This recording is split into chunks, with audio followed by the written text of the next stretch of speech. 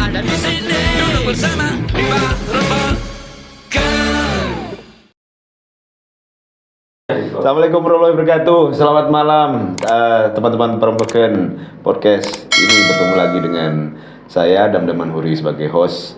Kali ini di episode yang akan sangat menarik dan ini banyak akan menjawab rasa penasaran orang-orang khususnya di luar Madura nih tentang apa itu bagaimana seorang klebun blater tokoh masyarakat yang ada di Madura. Nah, kali ini narasumber kita pilihkan yang ya salah satu yang cukup kalau kami katakan memiliki kecerdasan sosial yang baik ini. Karena beliau ternyata juga satu alumni dengan saya dari Jogja ini. Iya, ini di sebelah saya ada Pak Kepala Desa atau yang kerap kita kenal dengan bahasa Madura, Klebun, Pak Klebun Jayus ini. Selamat malam Pak Jayus. Selamat malam. Alhamdulillah. Wah, jangan saya adab saja Pak Jayus. Selamat malam. Ya alhamdulillah. Iyalah, iya Pak Jayus. Jangan panggil Pak Dos nanti malu saya. Ya, ini Pak Jayus saya akan prolog sedikit ya. Prolog sedikit tentang Klebun yang saya dapat dari beberapa sumber yang dikatakan memang Klebun ini sebutan untuk kepala desa dalam bahasa Madura ya. Jadi pada dasarnya dalam bahasa Madura artinya adalah kepala desa. Klebun dan kepala desa sama saja ya Pak. Klebun ya sama saja.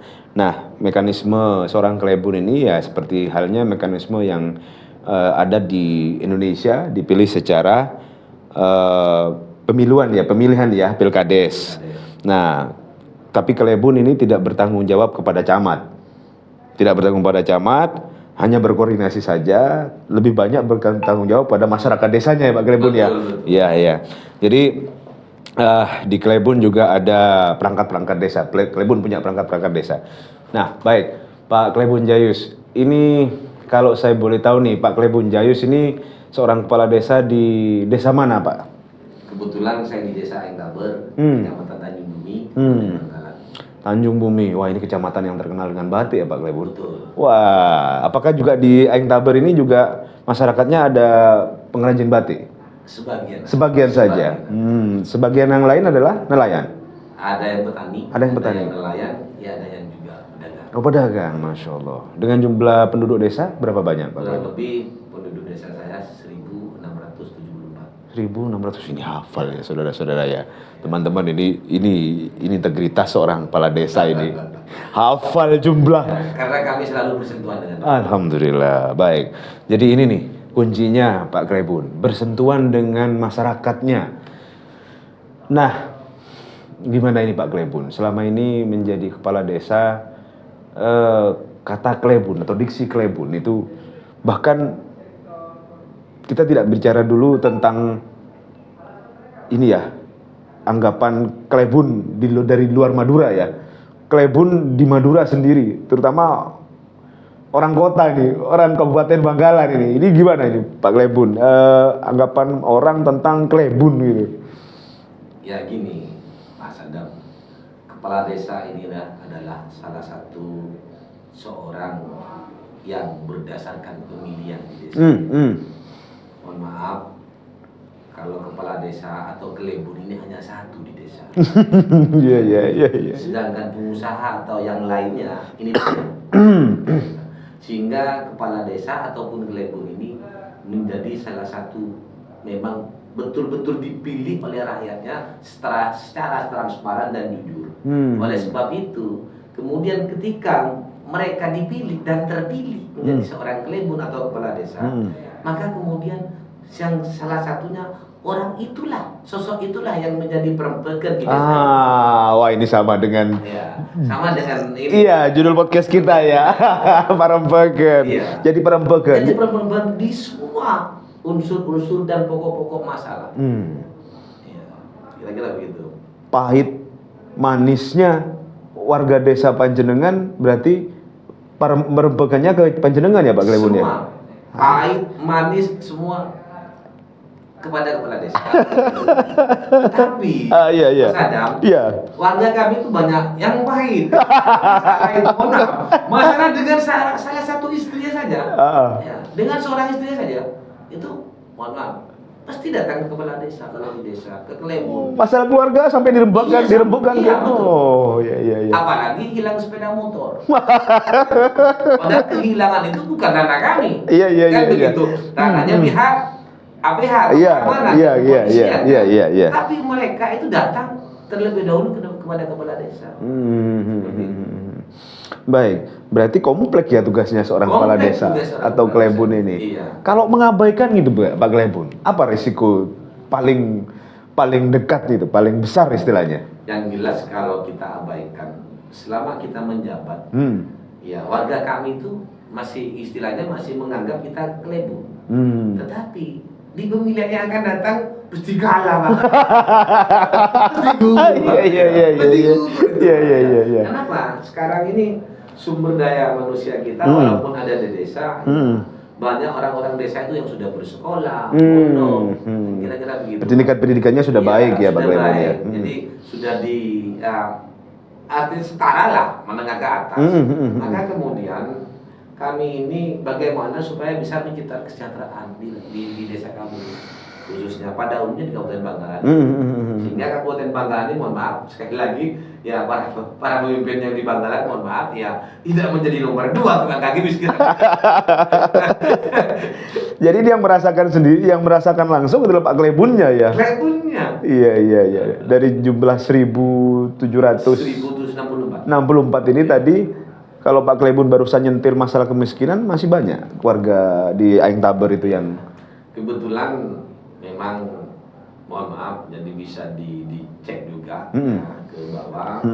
Di desa kami ini semenjak saya jadi kepala desa atau Klebon, mohon maaf, dan rata-rata pada umumnya kepala desa yang ada di Kabupaten Bangkalan bisa menaikkan kesejahteraan rakyatnya dengan adanya ya bantuan dari pemerintah yang namanya dana desa. Dana desa. Jadi pengelolanya sudah betul-betul sesuai mekanisme ya Pak Klebon ya. Kami walaupun kami ini lemah di administrasi rata-rata, rata-rata lemah di administrasi karena notabene-nya kepala desa ini, mohon maaf ya, ada yang memang latar belakangnya Blatter. Ya. Nah, ini menarik ini. Ya. Ada latar belakangnya Blatter.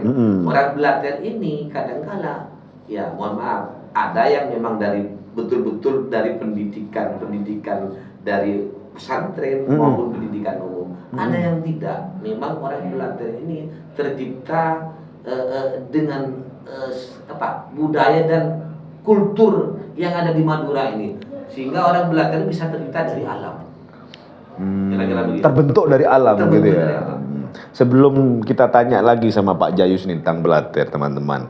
Tadi kita tetap coba fokus sama Pak Jayus minta kita ngecek nanti ini. Iya. Tapi saya tertarik juga dengan tingkat pendidikan masyarakat, terutama desa Aing Taber ya Pak Jayus ya, yang sudah baik nih pendidikannya. Berarti tantangannya semakin menarik nih, punya masyarakat yang tingkat pendidikannya sudah mulai baik gitu Pak Jayus ya. Mereka sudah mulai ngerti, sudah mulai kritis begitu Pak Jayus ya. Mulai kritis. Kalau masyarakat itu tidak kritis tidak bisa membangun. Nah, gimana Pak Jayus sebagai kepala desa Aing Taber di Tanjung Bumi menerima apa istilahnya masukan, kritikan dari warga desa yang sudah mulai mengerti, sudah mulai bisa baca lewat Google begitu Pak Jayus, gimana? Sekarang nih aturan program itu bisa kita lihat di Google, Betul. Jadi kita tidak bisa memanipulasi data maupun program terhadap warga. Jadi ketika memang program itu akan ada, maka kemudian saya musdeskan. Dimusdeskan ya. Iya. Tanpa musdes memang itu regulasi, aturan gitu. Jadi saya musdeskan. Kemudian kampung si A, si B, si C, si D ini saya kumpulkan beberapa tokoh perwakilan, juga tokoh pemuda, tokoh termasuk tokoh belateran, tokoh agama, juga dari muslimatan. Apa kebutuhan di kampung itu? Harus bagaimana kampung itu supaya bisa lebih baik, kemudian terutama di kesejahteraannya. Ya. Infrastrukturnya baik, kan memang harus dimulai dari itu. Betul, betul, ya toh? betul. Agar apa namanya Menunjang. Gitu. Kemudian ya pendidikannya juga. Iya. Pak Jayus sudah berapa lama Pak Jayus menjabat? Ini sudah periode keberapa Pak Jayus jadi kepala desa? Saya sebenarnya baru periode kedua, Mas Adam. Ya. Namun mohon maaf, bukan ini apa namanya, saya memamerkan kepercayaan masyarakat terhadap keluarga kami. Memang pada waktu itu, yaitu kepala desa itu hampir di tahun 70-an itu memang pemilihannya kadang-kala hanya pemilihan oleh tokoh adat setempat. Karena orang terdahulu itu begini Pak, ketika ada beberapa calon yang akan menjadi kelebun, ya kalau dikatakan ya kepala desa lah kan, ya bahasanya seperti itu. Maka di situ ada tokoh ulama dan tokoh belater di Madura yang tidak bisa ditinggalkan dua tokoh ini. Kemudian dua tokoh ini yang bisa menyatukan ya kan, antara perbedaan di kancah politik di waktu zaman itu, di tahun itu, sehingga ada penunjukan, sudahlah, Anda ini ketika diadakan pemilihan secara demokrasi seperti yang sekarang ini, karena di waktu itu Pak, mohon maaf, karena SDM kami itu masih di bawah standar. Waktu itu. Iya, sehingga tidak mengenal yang namanya demokrasi. Baik. Iya. Ketika dipaksakan, apa yang terjadi? Yang terjadi adalah perselisihan. Ketika sudah selesai pilkades. Sampai sekarang kan masih. Iya. Kan begitu. Iya. Masih. Sehingga fungsi dua unsur tadi sebenarnya tetap perlu ya Pak Jayus? Tetap perlu, sampai sekarang tetap perlu. Harusnya dilibatkan ya, khusus di Madura ya. Khusus di Madura dilibatkan ya. Baik. Nanti kita akan bicarakan pembahasan tentang belater ini di belakang saja ya Pak Jayus ya. Cuman menarik ini, tadi Pak Jayus bilang bahwa sebelum tahun 70-an ada penunjukan ya Pak Jayus. Ada penunjukan. Ya memang yang pernah kami diskusikan di antara teman-teman ini, bahwa model pemilihan itu diciptakan oleh Belanda di masanya Pak Jayus ya. Dulu memang terutama Bangkalan ya, yang itu sebenarnya bukan Bangkalaan teman-teman, tetapi Gerbang Kulon. Jadi kerajaan Madura Barat itu menunjuk istilahnya keluarga atau di dalam kerajaan untuk kemudian dipasrai wilayah agar dikelola begitu ya. Jadilah kepala-kepala desa yang ada di situ ya, istilahnya ya tetap keluarga kerajaan ya. Waktu itu kalau nggak salah dikatakan Demang. Oh Demang ya, Demang. Iya. Kalau nggak salah. Iya. Betul ya. Jadi benar ya Pak Jayus ya ini ya. Seperti itu. Betul. Sehingga ini bisa diusulkan nanti Pak Jayus kalau memang ulama dan tokoh masyarakat. Ya artinya belater ini kan memang diksi khusus yang muncul di Madura ya Pak Jayus ya. Iya. Tapi menarik, tapi tadi di luar kita diskusi tentang belatir ternyata dari bahasa Jawa ya Pak Jayus ya. Tapi tunggu nanti dulu Pak Jayus. Ini asik ini. Pak Jayus, 1760 masyarakat dalam 2 periode Pak Jayus. Contoh dong kira-kira bagaimana hasil peken Pak Jayus sebagai seorang kepala desa yang memang dijadikan jujukan oleh masyarakat, kemudian pengelolaan dan capaiannya selama ini Pak Jayus disampaikan kepada teman-teman para peken ini. Ya, alhamdulillah dengan adanya program desa ini, kami di desa itu bisa membangun yang pertama. Yang pertama memang kami mulai dari infrastruktur yang betul-betul ketertinggalan.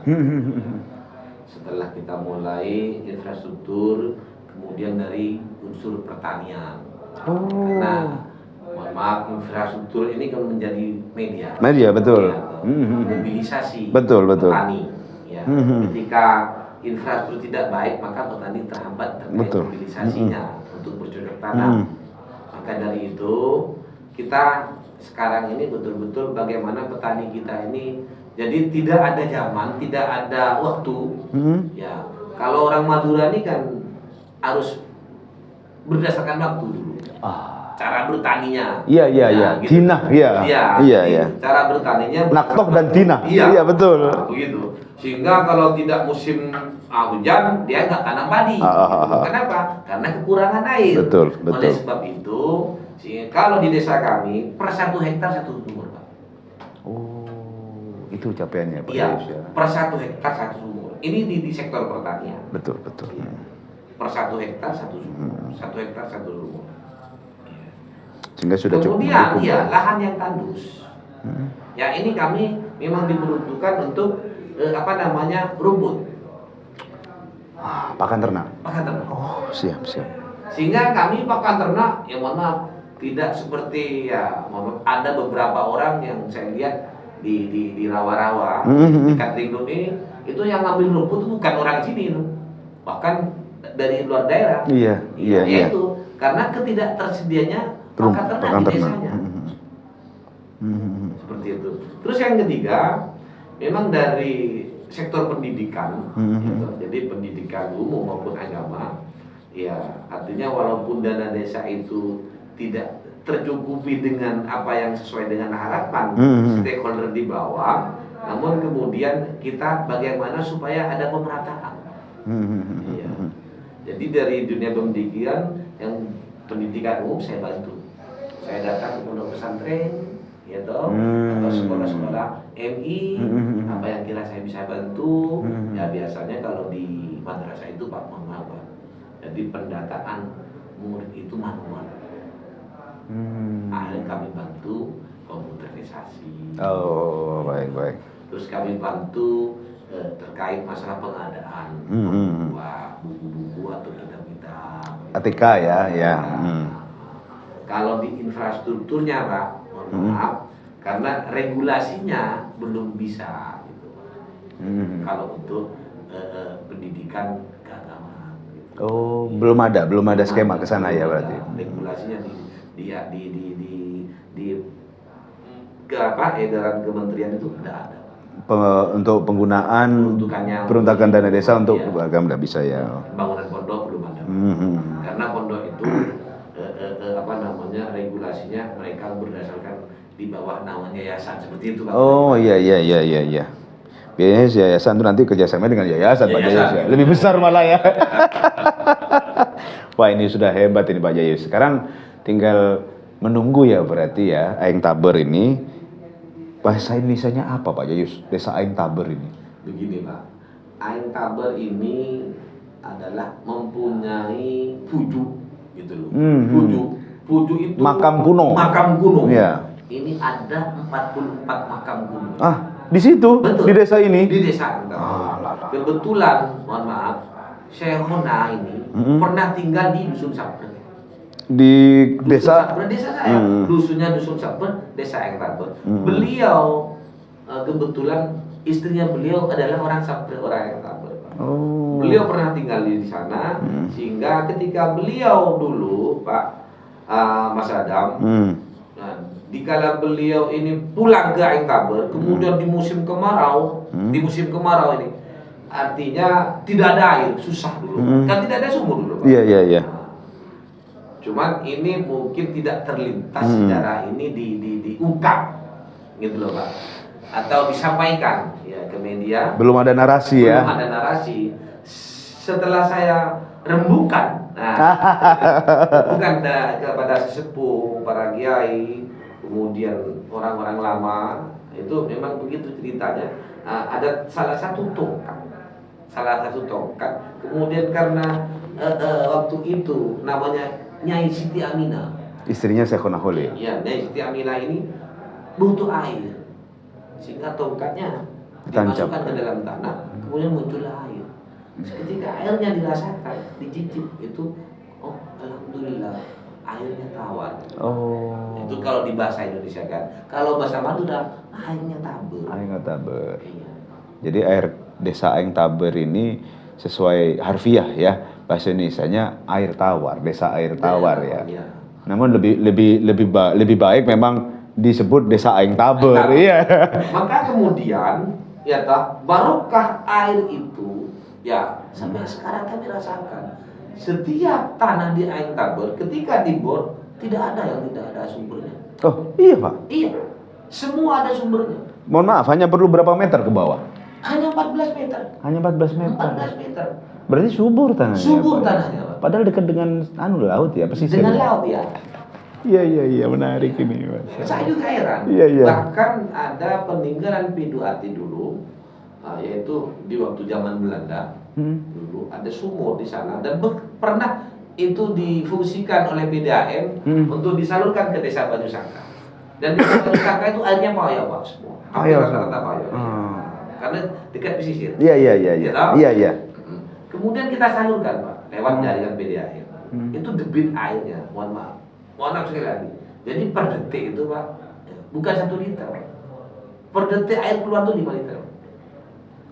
Tinggi berarti ini. Sampai sekarang 5.000 ml. Sampai sekarang ada. Sampai sekarang. Dan masih keluar gitu ya? Masih keluar, tetapi Masih disalurkan ke Banyusangka? Nah, sudah nggak disalurkan. Iya. Sudah nggak, karena mungkin waktu itu, mohon maaf, ya manajemennya yang dari apakah memang yang dari PDAM sendiri, tapi saya rasa bukan dari PDAM. Nah, kesadaran masyarakatnya sehingga PDAM di sana rugi gitu kalau kita begitu. Makanya perlu disubsidi. Iya. Atau nanti kita aja lewat podcast Perembagan ini Pak Klebun Banyusangka diajak bergembek sama Pak Klebun Jayus gitu.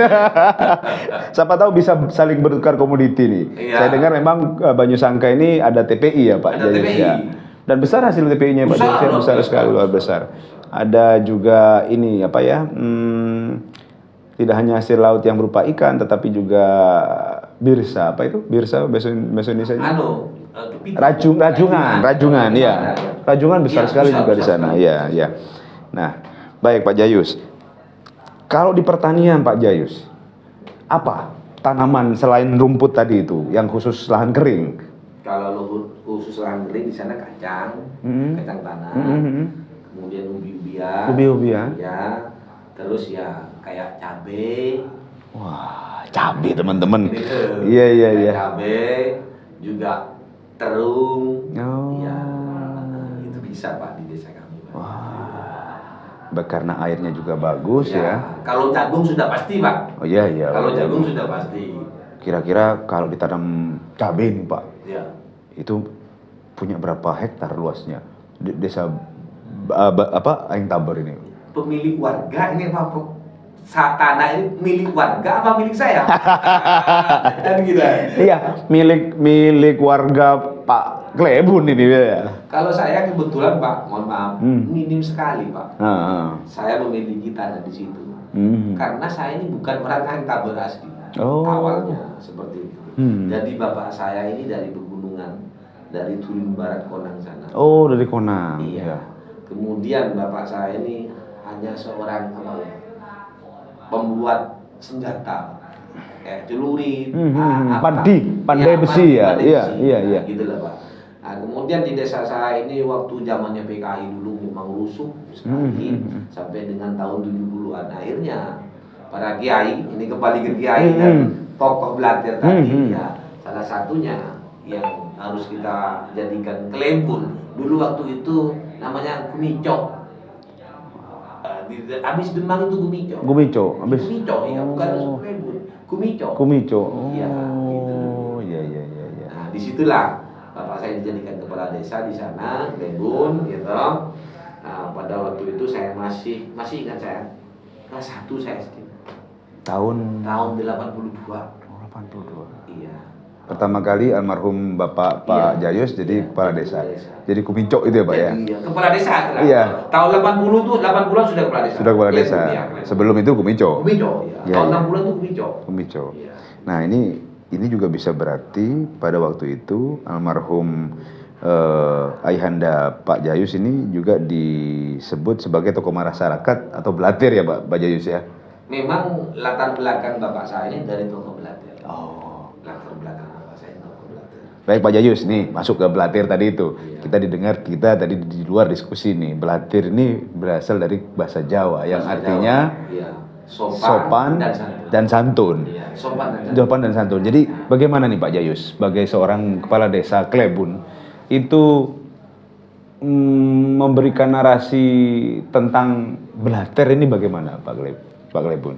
Iya, seorang Blater ini Pak memang seorang yang memang dituakan dan disepuhkan desa selain ulama ya. Iya. Tetapi tokoh Blater ini mengedepankan ketika ada persoalan dan konflik yang satu sama lain ini memang susah untuk diklarifikasikan. Maka kemudian susah diselesaikan. Ya. Maka kemudian ulama ini atau para kiai yang dulu ini menunjuklah salah satu orang yang tokoh. Akhirnya sama ulama ini dikatakan orang Blater, tokoh Blater. Kalau di Madura begitu. Ya. Terkait bahasa tadi bermuara dari bahasa Jawa, iya. Tapi memang dasarnya seorang Blater ini bukan seorang yang keras ya Pak Jayus ya. Tapi yang cerdas secara sosial, murah senyum gitu ya, dengan hati yang lapang, membantu orang banyak begitu Pak Jayus. Betul. Orang Blater ini begini, Pak. Beliau ini seorang yang mempunyai jiwa besar dan keberanian. Mana mungkin bisa menyelesaikan masalah kalau tidak berani. Bahasa Maduranya mungkin nothing tulus ya Pak. Nothing tulus. Iya. Nothing tulus. Jadi ikhlas. Iya, itulah maksud saya. Iya, betul. Ikhlas. Kemudian Mas Adam. Iya. Nah, orang Blater ini ketika di Madura ini tidak ada orang Blater, maka Madura ini mohon maaf tidak akan tercipta kolektivitas. Perdamaian keamanan tidak mungkin tercipta. Memang butuh ya Pak Jayus ya. Iya, kalau untuk di Madura karena budaya di Madura ini mohon maaf rata-rata pola pikir orang Madura ini keras. Seperti yang kayak sekarang ini, alam kita kan panas. Tapi saya setuju kalau saya setuju kalau tentang keras Pak Jayus. Hanya kalau saya lihat ya, ini bukan karena saya juga orang Madura ya, membela orang Madura bukan. Kerasnya orang Madura ini karena kemampuan berpikir, keinginan untuk memimpin itu kurang lebih sama. Begitu ya. Sehingga kompetisi itu di ranah sosial sangat alot begitu ya Pak Jayus ya. Nah, itu betul sekali. Iya. Artinya kekerasan ini jangan dilihat dari segini kan. Iya, betul. Tidak hanya bentrokan fisik saja, jadi betul. orang Madura ini keras untuk berjuang. Betul. Iya toh? Keras rasanya pingin tahunya. Iya. Kemudian tapi orang Madura ini kalah. Kalah dengan apa? Kalah dengan orang yang berakhlak. Kekerasan ini kalah dengan orang berakhlak. Tapi orang Blater ini penuh juga dengan akhlak. Maka kemudian di Madura ini butuh salah satu masukan yang bernuansa bisnis. Gitu loh. Yang bernuansa bisnis bagaimana bisa menciptakan Madura ini lebih baik terutama di bidang ekonomi. Karena pelaku ekonomi di Madura ini rasa pingin tahunya luar biasa. Orang Madura kerjanya kerja keras. Iya. Buktinya orang Madura di mana-mana. Ya di mana-mana. Iya. Sukses semua. Iya. Hanya tinggal memang sinkronisasi ya Sinkronisasi. Pak Jayus, tadi ini Blater itu membawa akhlak, berdasar pada akhlak ya. Berarti bisa dikatakan Blater ini ilmu agamanya juga dalam ya Pak Jayus ya? Ya mohon maaf. Kalau saya bandingkan, maaf ya, ini hanya sebatas perbandingan dan fakta. Di Madura ini orang Blater ini kadangkala melanjutkan tradisi yang namanya Sandur Madura, Pak. Sandur, ya, betul. Sandur Madura. Iya. Nah, di mana ada sandur, ya di Madura ini kebetulan misalnya di tempat Klebun, ini ketika datang bertamu, semua orang tokoh-tokoh Blater berkumpul di situ, Pak. Ya. Ketika datang kemudian salaman, Pak. Sandalnya aja, Pak, dibawa, Pak. Ya toh, artinya penuh dengan etika. Dan di situ, Pak, sabar menunggu. Iya, sabar menunggu berarti kalau sabar menunggu ini artinya punya jiwa besar terhadap kekerabatan dan kekompakan. Sabar menunggu untuk dipanggil, karena dipanggil satu-satu. Iya. dipanggil satu-satu. Dan itu lama ya Pak Jayus? Lama. Iya lama. Sambil banyak nyamuk begini kira-kira. Iya iya. Itu kan. Iya iya. Sehingga ini Sadur Madura ini yang menjadikan salah satu komunitas silaturahmi. Dan ujian juga ya Pak Jayus ya, ujian kesabaran. Ya, ini teman-teman, ini akhirnya tahu bagaimana isi Sandur yang ada di dalamnya teman-teman Blater Madura ya. Ini juga terjadi tidak hanya di Bangkalan saja Pak Jayus ya. Tidak hanya di Bangkalan, di Madura. Di Madura ya, sampai ke Sumeneb ya. Sampai ke Sumeneb, uji kesabaran benar ini. Ya, saya juga dengar nih Pak Jayus juga merupakan salah satu sekretaris AKD ya Pak Jayus ya. Untuk wilayah Jawa Timur apa Indonesia nih Pak Jayus? Bangkalan. Oh Bangkalan ya. Pas sudah saatnya nanti naik ke tingkat Jawa Timur ya Pak Jayus. Alhamdulillah. Amin. Kalau bilang amin, saya nanti karena urusan ini sekarang lagi amin musim Pak. Oh, musim. oh iya. Udah alhamdulillah gitu ya. Ya udah boleh. Nanti kita dikasih kampanye ya Pak Jayus ya. Tapi enggak apa-apa kalau memang bisa menjadi perwakilan yang merepresentasikan sosok kepala desa atau klebun, ya kalau mau dikatakan Blater dengan membawa akhlak, ya terus berjiwa besar, terus punya kecerdasan sosial karena mau menampung, melayani masyarakat ya Pak Jayus ya. Dibuktikan dengan ya tadi itu 2 periode 1760 warga desa Aing Tabor ya Pak Jayus ya. Berarti insya Allah kepercayaan masyarakat Aing Tabor ini akan terus kepanjenengan ya Pak Jayus ya? Ya, saya siap saja untuk mengabdi. Karena bagi saya kepala desa itu, ya mohon maaf, kalau bisa dikatakan jabatan, tapi bukan profesi. Bukan profesi, ini penting teman-teman dicatat. Iya. Jabatan tapi bukan profesi ya Pak Jayus. Nah, kalau saya boleh tahu profesi Pak Jayus apa nih? Kalau bisnis kita nanti pengen ikutan teman-teman. Ya, saya kebetulan ya orang yang punya juang yang tanggung. Saya harus berjuang bagaimana bisa menghidupi keluarga. Ya, betul.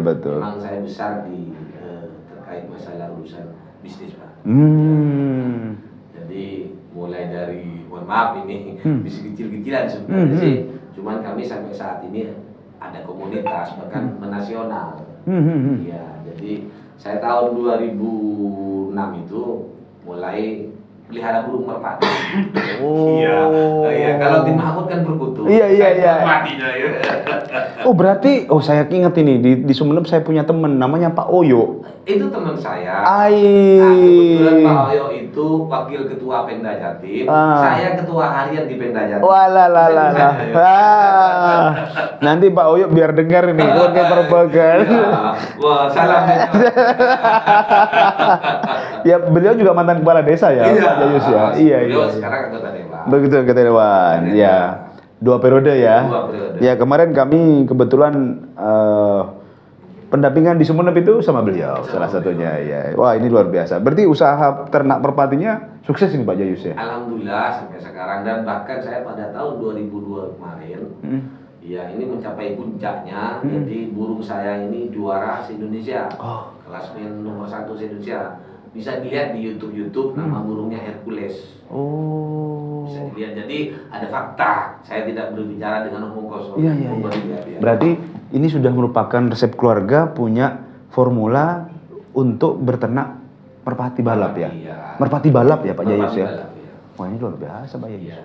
Jawa Timur memang terkenal Madura merpati balap ya Pak Jayus.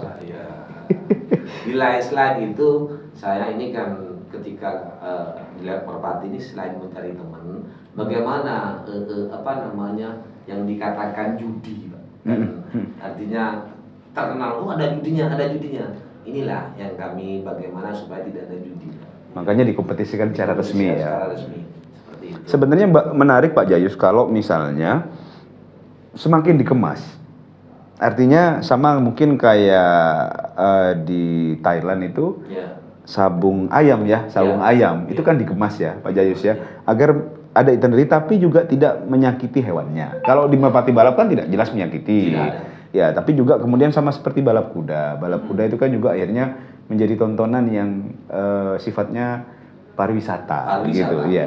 Itu andai kata Bangkalan nanti lewat Pak Jayus menciptakan sebuah arena balap merpati luar biasa nih Pak Jayus. Ya, di sini sering kok. Ada lomba nasional, ada lomba. Tapi tamunya harus dari luar negeri Pak Jayus. Oh, kalau tamu belum ada luar negeri. Iya. Tamunya harus dari luar negeri Betul. Pak Jayus. Jadi kenapa kok merpati dibalap? Nah, jadi nanti kita kemas Pak Jayus. Mas Adamnya nanti ya. Gitu ya. Iya gitu ya. Jadi Madura tidak hanya akan terkenal dengan karapan sapi Pak Jayus. Ya kan? Iya. Juga balap merpati. Iya. Itu tetap menjadi sebuah potensi Pak Iya, Jayus. betul. Karena nanti ya itu Pak Jayus, orang singgah ke Bangkalan nih, ngomong Bangkalan Pak Jayus ya. Kalau mau ke timur, ke Sumeneb yang memang lebih kaya daripada Bangkalan sport-sport pariwisata ya, itu lebih enak memang lewat utara Pak Jayus. Lebih enak lewat utara. Iya. Lebih enak lewat View-nya utara. luar biasa. Betul. Dan kami tahu bahwa di utara itu juga sudah banyak pertanian kayak pertanian jahe merah, itu ada kunyit putih juga ada. Ya itu andai kata juga dikemas gitu, orang akan singgah, kemudian lanjut perjalanan lagi singgah gitu Pak Jayus. Apalagi ada merpati balap Pak. Iya. Wah, kan tidak mohon maaf, mungkin menyelenggarakannya tidak semahal karapan sapi ya Pak Tidak Jayus. semahal karapan sapi. Betul. Dan pesertanya kalau karapan sapi mohon maaf, artinya kalau tingkat ekonominya di bawah, sangat tidak mungkin untuk ikut karapan. Kalau ini dari grassroots. Jadi orang yang ekonominya standar aja, paling standar bisa ikut. Karena saya juga pernah pelihara merpati itu Pak Iya. Jayus. Karena Iya. apa namanya biaya operasional Masih terjangkau ya, masih terjangkau. Cuman tetap ada formulanya ya, ada jamunya. iya. Khusus ini Pak Jayus ya. Pasti. Pak Oyo pernah cerita ke saya ini.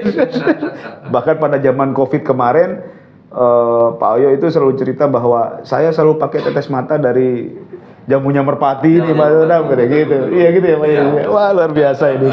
Teman-teman, ini diskusi itu menarik ini. Tapi nanti pasti akan ada sesi kedua dengan Pak Glebun Jayus ini. Ya, kita akan lebih masuk bicara tentang tidak hanya tadi itu hal-hal yang memang umum ya, terutama di Desa Ingtaber, tapi lebih in-depth, lebih dalam ya, atau lebih fokus. Misalnya nanti kita akan diskusi dengan Pak Jayus terkait dengan pariwisata, karena di sana memang potensi pariwisatanya besar sekali Pak Jayus ya. Ya kalau di wilayah utara ya. Iya, luar biasa. Iya. Tidak hanya laut. Iya. Ya. Terutama kuliner di sana. Itulah. Betul. Ya, sentra batik. Betul. Dan juga Tanjung Bumi ini merupakan salah satu jalur pindahnya kerajaan Mandeken dari Sampang, Ketapang ke Bangkalan, begitu iya. Jadi pasti banyak peninggalan seperti tadi Pak Jayus bilang 44 makam kuno. Nah, ini pasti juga kita akan menemukan manuskrip di sana ya pasti ya. Bisa jadi ya Pak. Bisa jadi ya. Teman-teman nanti kita akan lebih dalam ya. Untuk saat ini kita batasi biar nanti rasa penasaran di episode kedua, meskipun tidak akan ditulis episode kedua ya. Ya, jadi nanti insya Allah podcast Perembakan akan kembali lagi mengundang Pak Glebun Jayus. Kita akan bawa sebuah topik yang lebih dalam, lebih mengulas tentang satu hal yang nanti bisa kira-kira apa sih yang dari daerah utara Bangkalan ini bisa dikembangkan dan bisa disinergikan dengan teman-teman Glebun. Nah, dari sini tadi kita banyak mendengar bahwa sebenarnya begini loh Blater di Madura, sehingga persepsi kita tentang Blater selama ini memang mungkin meleset, salah begitu. Apalagi ada buku yang judulnya Kiai Blater dan apa itu Pak Jayus? Kiai dan Blater ya Pak Jayus ya, Kiai dan Blater. Nah, tadi Pak Jayus sudah menyampaikan bahwa Blater ini membawa akhlak, ilmu agamanya dalam.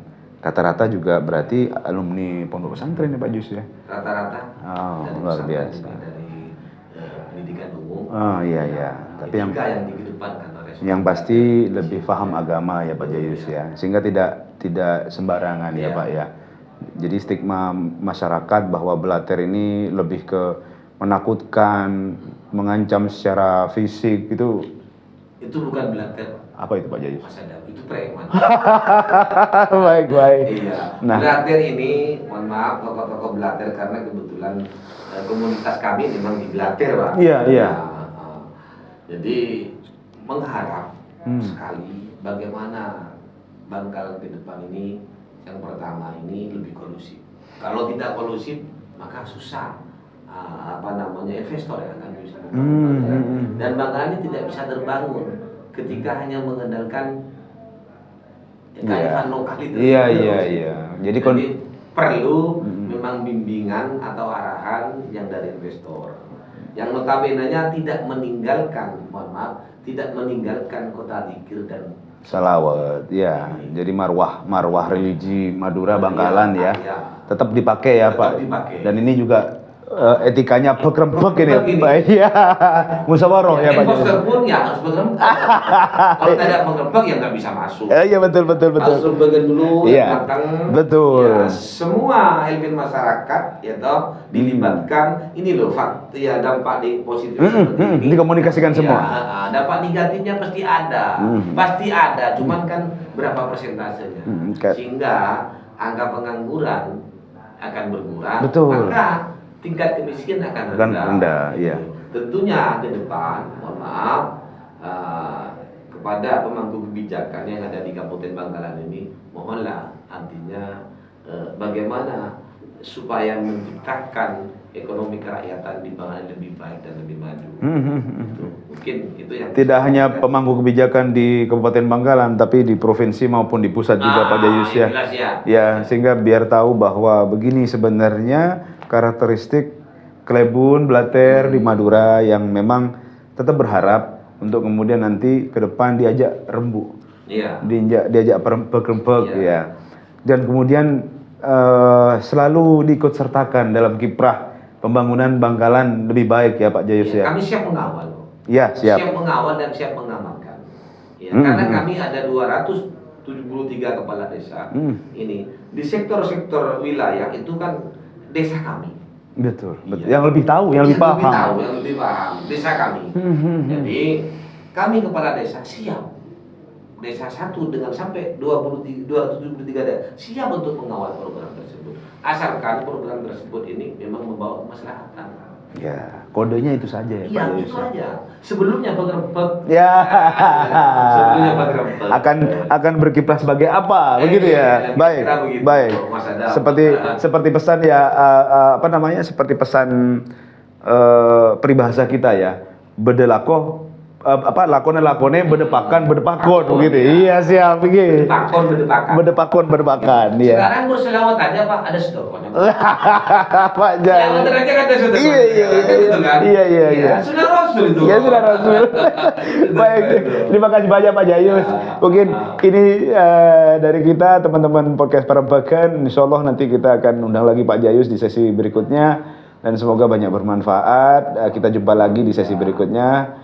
Jangan lupa like, subscribe ya. Ini alhamdulillah kita sekarang sudah mulai ada beberapa video yang ditonton sampai hampir 10.000. Nah, jadi kita masih punya 322 subscriber tadi. Mohon bantuannya teman-teman. Terima kasih. Wassalamualaikum warahmatullahi wabarakatuh. Terima kasih.